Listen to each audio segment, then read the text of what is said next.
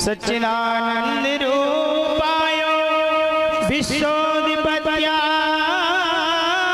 हेतुवे तापत्रो विनाशाय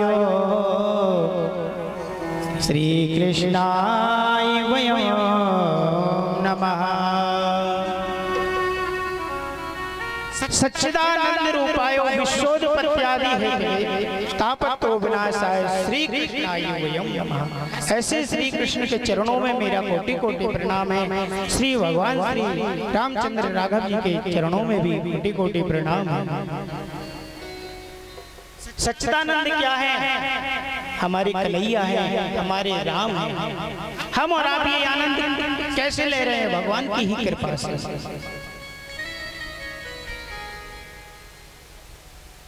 भगवान प्रभु ने आनंद के सागर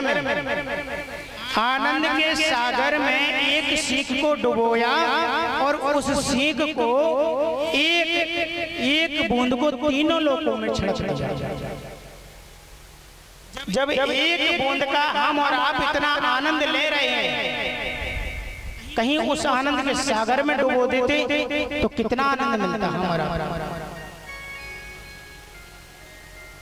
उसी आनंद का हम और आप आनंद ले रहे हैं। ऐसे आनंद करके भगवान को कोटि कोटि प्रणाम।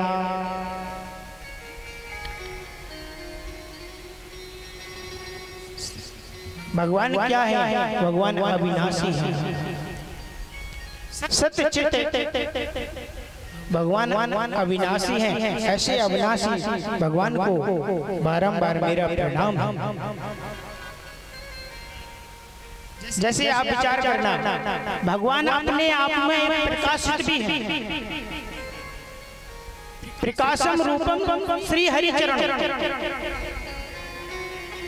भगवान को प्रकाश की जरूरत नहीं है और हम और आपको प्रकाश की जरूरत पड़ती है। जरूरत तब पड़ती है जब रात्रि हो जाती है, तो हम और आपको कुछ वस्तु देखना हो तो प्रकाश को जलाते हैं, लैंटर्न को जलाते हैं, बल्ब को जलाते हैं। लेकिन भगवान को जरूरत नहीं है, वो खुद प्रकाशित है।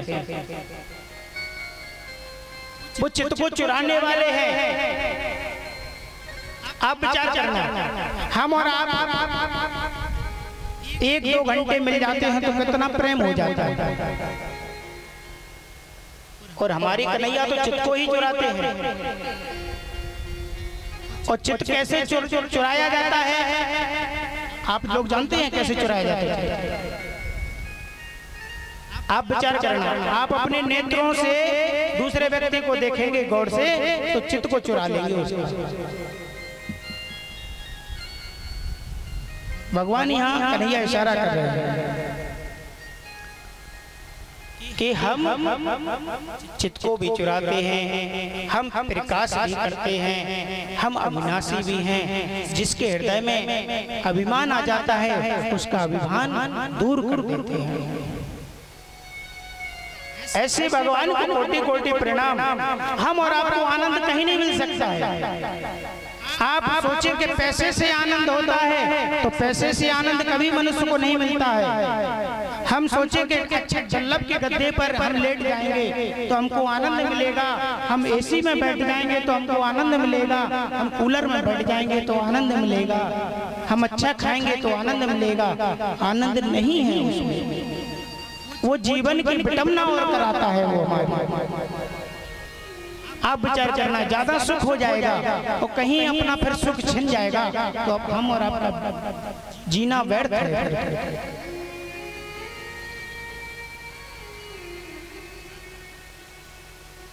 तो आनंद कहीं नहीं है। आनंद कहाँ है? आनंद कंद भगवान कन्हैया के श्री चरणों में। ऐसे भगवान को कोटि कोटि प्रणाम करते हैं।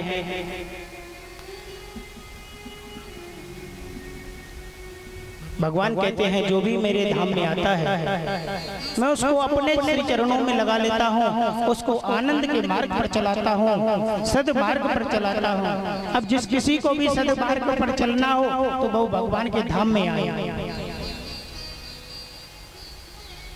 भगवान कहते हैं पहले तो मैं मनुष्य को इतना परेशान कर देता हूँ, इतना परेशान कर देता हूँ तो मनुष्य हमसे दूर होने लगता है। क्यों होने लगता है? तो वो कहता है प्रभु मैं इतना भगवान का भजन करता हूँ फिर भी मैं परेशान हूँ।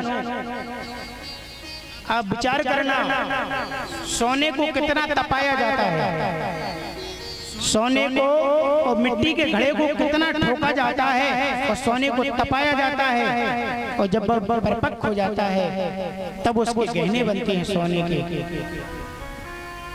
वही सुंदर लगने लगता है। और वो मिट्टी का घड़ा कितना ठोकता है कुम्हार, और उसको जब पकाता है तो वो अच्छा लगने लगता है। इसी प्रकार भगवान अपने भक्त को खूब ठोक बजाकर अपने पास में खींचते हैं कि अभी भी भग जाए, ये अभी भी भग जाए। आप विचार करना, किसी मनुष्य के पास कोई वस्तु होगी, आपके जीवन के उद्धार करने की वस्तु यदि उसके पास है, भजन है, तप है, ज्ञान है, वैराग्य है, तो वो मनुष्य आपसे ये कहेगा कि ठीक है दूर जाओ, आप बहुत बैठ लिया, जाइए। पहले तो वो अपने श्री चरणों में लगाएगा नहीं। आप ये कहोगे अरे महाराज जी आप तो बहुत क्रोध करते हैं। जब महाराज जी एक दो बार क्रोध करेंगे आप अपने आप भाग जाएंगे। अब ये पहचान करना है आपको, ये पहचान करना है कि इनके पास क्या चीज है और क्या हमको लेना है।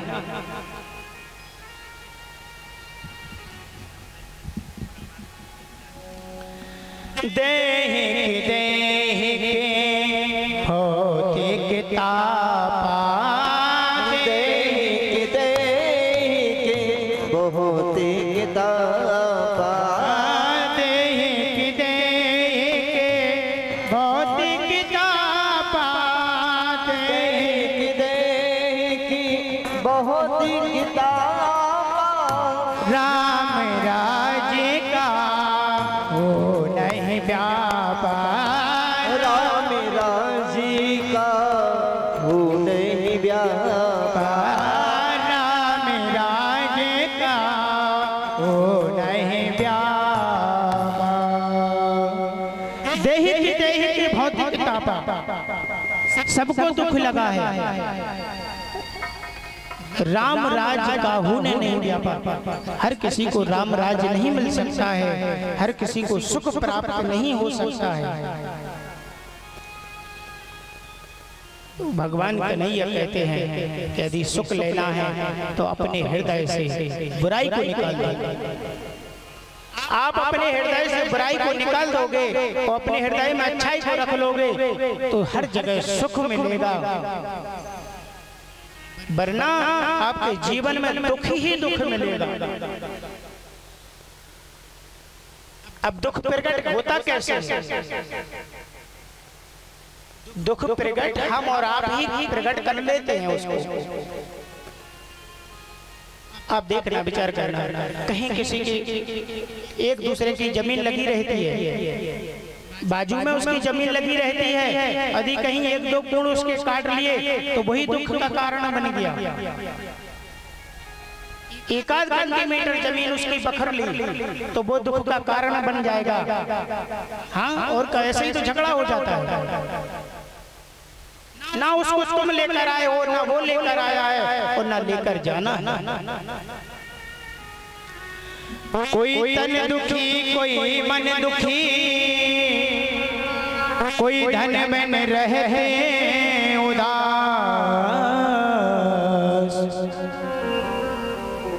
थोड़े थोड़े सब दुखी, सुखी राम के दास। कोई तन दुखी है, कोई मन दुखी है। भगवान कन्हैया कह रहे हैं, मैं अपनी तरफ से नहीं बता रहा हूँ, भगवान इशारा कर रहे हैं। कोई तन दुखी, कोई मन दुखी, सबको दुख लगा है, एक ना एक दुख उसको लगा ही रहता है। दुख हम और आपके जीवन में आते हैं, दुख कभी डालियों पर नहीं लगते हैं, दीवालों पर नहीं लगते हैं दुख। एक भी व्यक्ति संसार में बता दे कि मैं सुखी हूँ, सुखी तो हम भी नहीं हैं, सुखी आप नहीं हैं, सुखी ये नहीं है। कोई ना कोई मोह माया उसको लिपड़ी है, जकड़ लेती है। ऐसी भगवान की कृपा है। हर चीज भगवान ने ही बनाई है। दुख भी भगवान ने बनाया है, सुख भी भगवान ने बनाया है।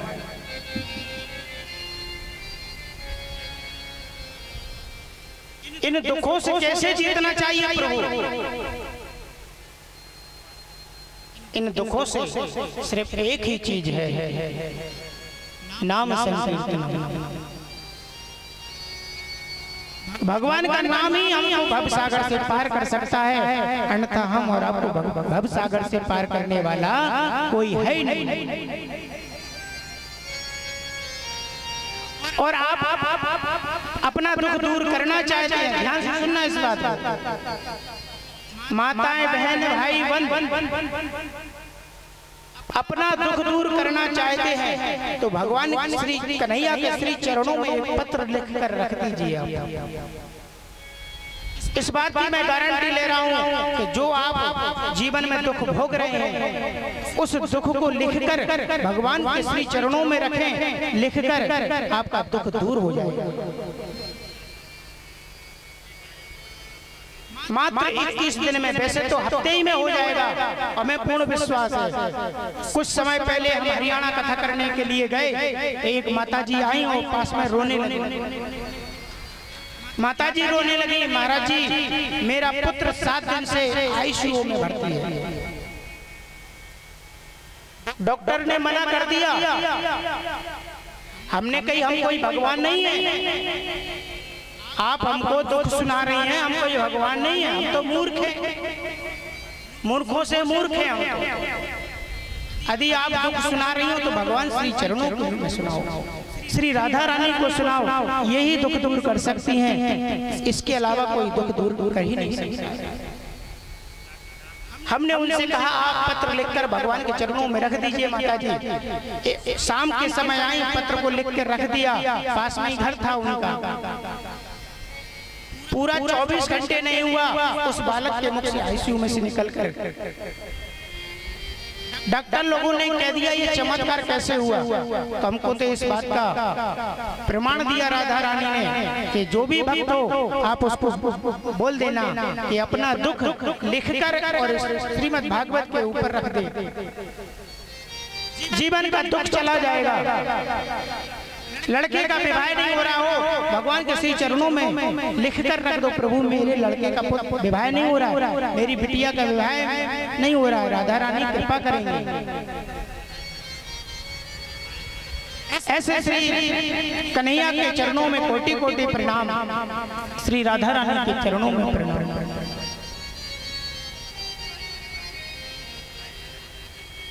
कथा हम और आपको श्री भगवान से जोड़ देती है, कथा हम आपको मिला देती है। कोई भी जीव जब बिछुड़ जाता है,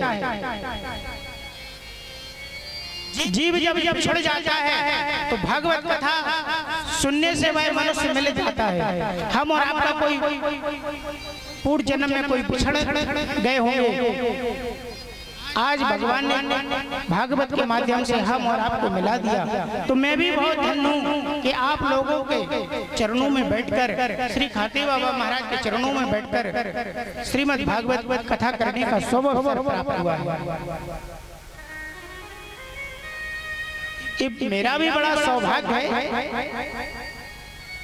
और इस भूमि का भी बहुत बड़ा कोई तप कि इस जगह पर काफी कथाएं हो चुकी हैं, काफी कथाएं हो गई हैं। और यहाँ खाती बाबा के श्री चरणों में काफी वर्ष पहले हम यहाँ रास्ते से निकल रहे थे, उसी समय कथा चल रही थी और हमारे दतिया के ब्रह्मचारी जी महाराज आए थे यहाँ पर एक बार कथा करने के लिए। उनकी कथा चल रही थी, हमने होर्डिंग देखी उनकी लगी हुई रोड पर, हमने जल्दी में थे, प्रणाम किया स्थान को। और स्थान को प्रणाम करके और जाते जाते हमने कहा प्रभु एक बार शुभ अवसर प्राप्त हमको भी हो इस जगह का, आपके चरणों में कथा कहने का शुभ अवसर मेरे को भी प्राप्त होना चाहिए। काफी वर्ष हो गए, देर होती है लेकिन अंधेर नहीं होती है, तो भगवान ने हमको भी बुला लिया यहाँ पर। अब आज के समय में कुछ लोग सोचते हैं कि आज हमने पुण्य किया और कल हमको फल की प्राप्ति हो जाए, तो ऐसा तो होता नहीं है, समय लगता है।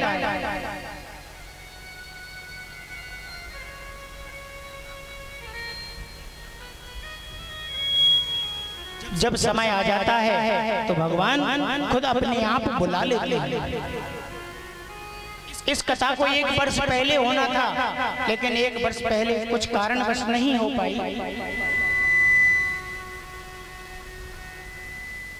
तो देखिए हम और आपके बीच में जो राम प्रसाद केवट जो कथा के आगे हुए हैं, एक ना एक व्यक्ति को किसी को तो होना पड़ता है, लेकिन आप ये ना सोचें कि इसी बालक की कथा है। सब आप माताएं बहन सब मिलजुल कर ये सोचे कि हमारे जीवन की कथा है, खुद हमारी कथा है, तो उस कथा में बहुत सुंदरता बढ़ जाती है।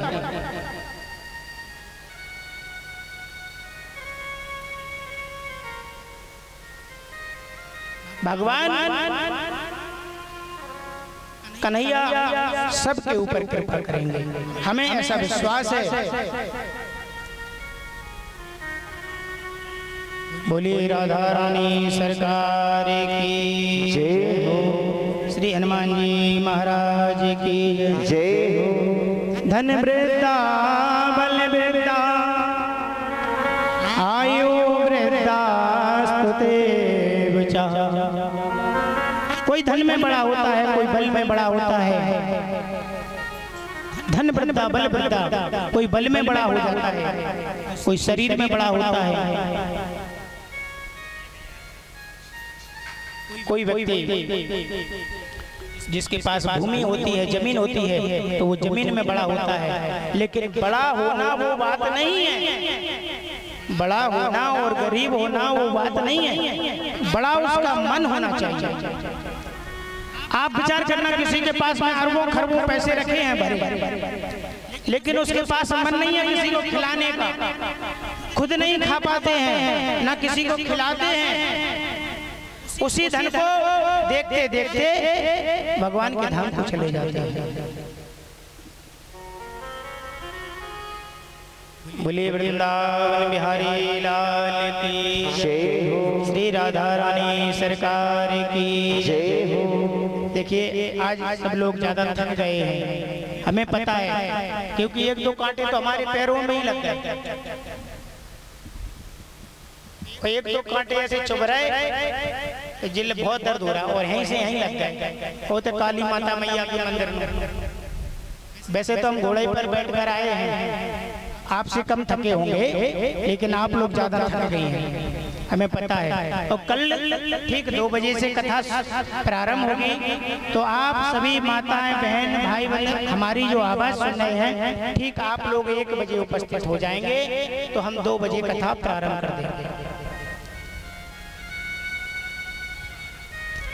आप सबको मेरे ऊपर कृपा करना है,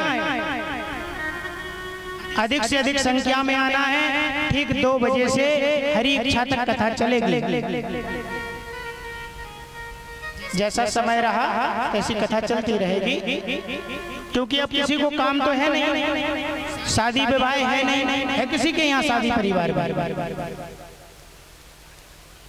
इसलिए सभी लोग ठीक 1:30-2 बजे उपस्थित हो जाएं, अधिक से अधिक संख्या में आएं, अपने जीवन को धन्य बनाएं। और इन्हीं शब्दों के साथ हम अपनी वाणी को विराम देते हैं, क्योंकि आज पूजन भी होना है, चौकी पटे भी लगना है बहुत। तो आप सभी